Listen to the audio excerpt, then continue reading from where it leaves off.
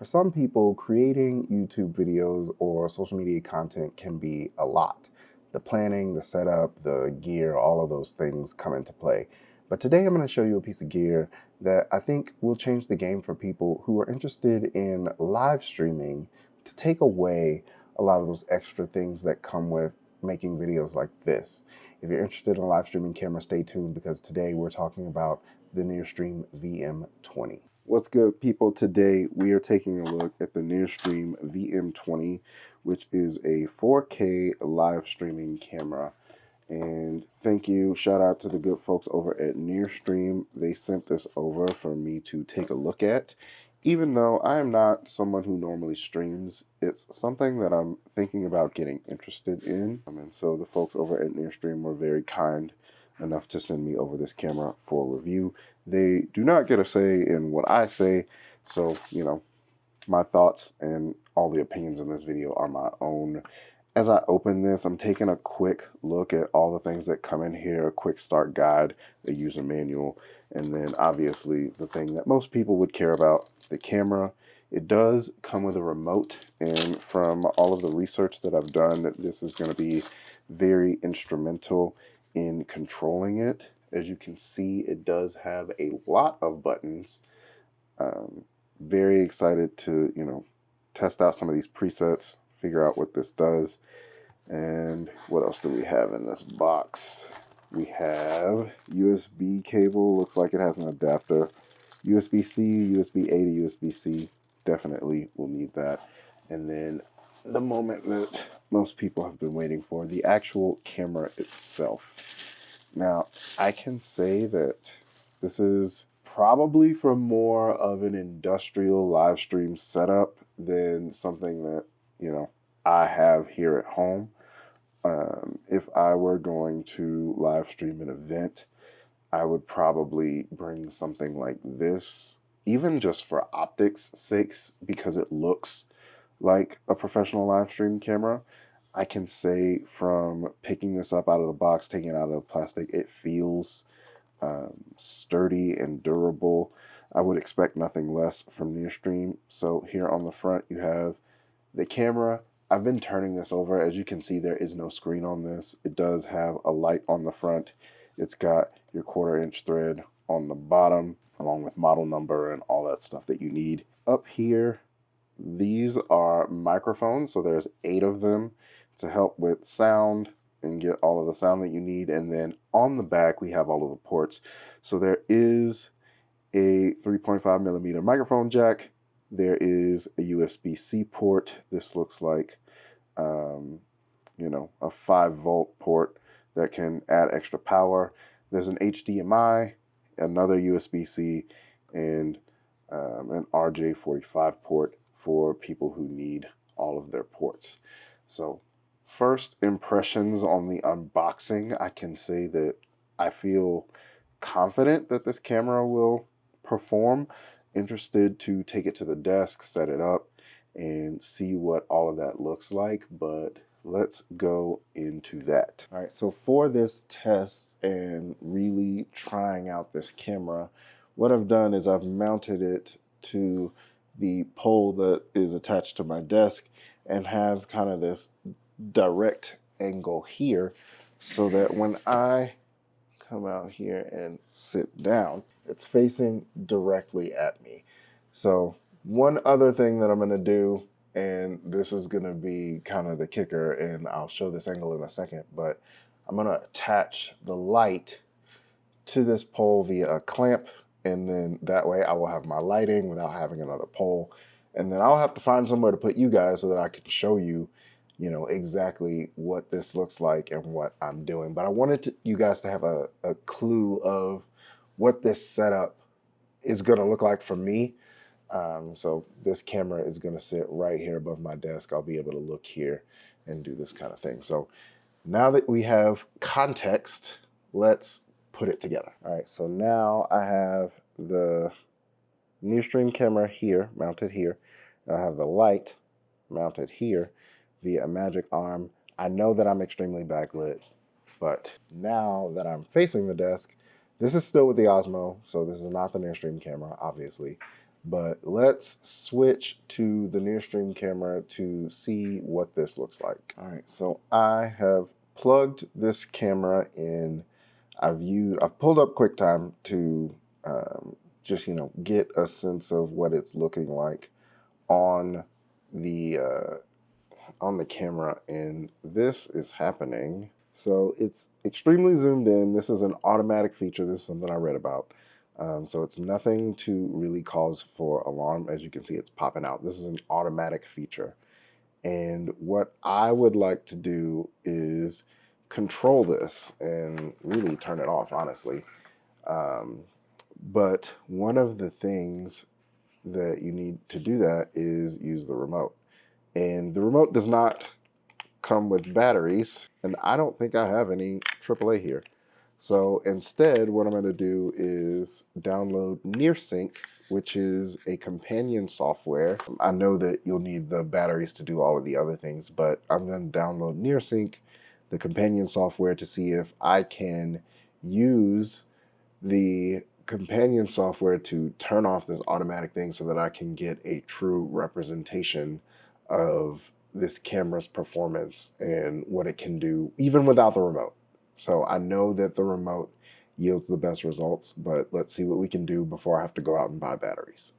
So now I am in the NearSync platform. I have updated the camera, and now I am able to control a couple different things. So first of all, this is the device info. I'll blur serial number, all that crap. But what I do want to look at is the device settings. So the first thing I did when I had when I first plugged it in, everything was connected. It looked like this. So everything was flipped. Please ignore this crap down here. I did not clean up to make this video, but I want to flip it so that it's an accurate representation of what I see. Things aren't flipped. It was also in auto framing mode, and so if I select auto framing mode, it does this weird thing where it zooms in way too tight to my face. So that's why we're in panorama mode. I could turn on autofocusing, and I haven't seen I mean, granted, I've only been messing with this camera for 5 minutes, but I haven't really seen anything that this specifically does yet. It may do something. And I also have audio enabled, and if you want to turn it off, you have to restart it to take effect. There's also a vertical screen. I have no idea what that is, but also something that has to restart the camera to take effect. But if I come down here into video settings, this is where things get a little interesting. So these are the colors straight out of the camera. There are no settings or anything turned on. This is exactly what it looks like when you plug it up and get going. But if I want to bump the saturation entirely too much or dial it back, if I set it to 0, it goes black and white. So it was truthfully probably somewhere around 50. Brightness, kind of the same deal. Once you touch it, it will start messing with stuff. Contrast, very similar. Wow. All right, we'll bump that up to 50. 50 seems to be like a default region. And then I don't even, okay. Hue, color shift, wow, completely off. We'll just leave that one around 2 or 5. That doesn't hurt my eyes. There's also an HDR switch. HDR, it says HDR not allowed now. So, it cannot be enabled at 60 hertz. So if I switch to 50 hertz, now can I do HDR? HDR still not allowed. And maybe if I refresh, HDR not allowed.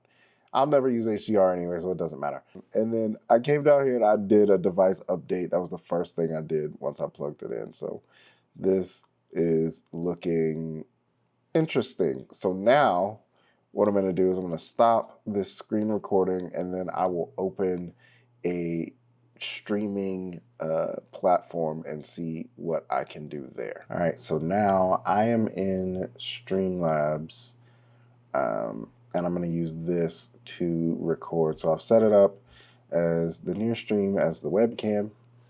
What's up? Have a visual preset of none, microphone set to the VM20. So I will be bouncing back and forth between the VM20 audio unedited and my DJI mic audio. So I'm just gonna hit continue. Um, I don't really care about none of this. So we're just gonna, ooh, you know what? I'm a sucker for red. I like red. So we'll do that, install. I'm gonna hit record on this. So now, this is taking me how long to set up and do all this? Again, I'm not a streamer. I'm not someone who streams, but I am someone who likes to try and test new things. And based on what I can see here in Streamlabs, I like this quality. As far as webcams go, as far as having something dedicated situated above my desk is kind of like a webcam situation. I'm not mad at it. The fact that I can go into the settings on the computer and adjust saturation and things, very interesting. One thing that I'm not the biggest fan of is how everything's just in focus.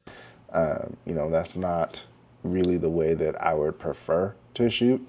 But as far as this and what I can see, I'm not mad at it. I do think that I'm going to test this in something like Zoom. I'm going to go get some batteries for this remote and play around with that. But first impressions here. Interesting. Very, very interesting. All right. So now I have gotten the batteries for the remote, so I can use the remote. So there are a number of buttons on here. There's a bunch of presets that you can establish. There's, this kind of preset, standard, portrait, dress. Let's go back to portrait. I like the portrait. There's this framing, one-click focus. So focus. There's a white balance. There's this one that literally flips the camera back and forth. And then there's a lock, so it won't jump between the panorama and the zoom. This AI button does the autofocus thing, and then if it does that, I can use the up and down on the remote, and then I can even hit the one-click focus, so it should focus on me. But let's go back to that. Here we go. This is a menu. All of this is flipped for some reason on here. So image, network, setting, device, info. If I go to image, this is where I can mess with brightness, contrast, saturation, hue, power, I don't know, HDR, V flip, H flip. I don't know what that means. Go back, network, setting, auto framing, no. Autofocus, yes. Position 0. Audio enabled, yes. Subtitle mirroring. There we go. Now I can read it. Got it. LED enable, vertical screen, reboot. No reboot, reset all. All right, so I can go back and read what that other one was. Power frequency. That makes sense. All right, go back. Very nice. So, like I said, I did not clean up for this video. I did not clean up for this video at all. This video was mainly to test out what this would look like, and honestly, I'm impressed. I have a light over here, the camera's right next to it, it's illuminating me pretty nicely. I don't have any problems with what I'm looking at or the quality or anything like that. If I hit this home button, it just goes back. But I can hit zoom, so I can slow zoom and talk to you at the same time. Check that out. And then it focuses. And then if I wanna go up just a tiny bit, zoom out just a little bit. Is that as far up as it goes? That's as far up as it goes. Go back to home. Boom, just like that. So would I use this camera for streaming? Probably. It's sturdy, it's nice. I don't see any problems with the quality. It should be recording in max quality 4K. And so, yeah, I think that overall, this camera is pretty decent. If you're interested in picking up a camera like this, feel free to go ahead and hit the link down in the description below. There you will be able to check out this camera and all of its features and functionality and see if it's a good fit for you. Other than that, Thank you guys so much for watching. My name is Larry G. I appreciate you, and as always, remember to do the work, believe in yourself, and of course, keep creating. Peace.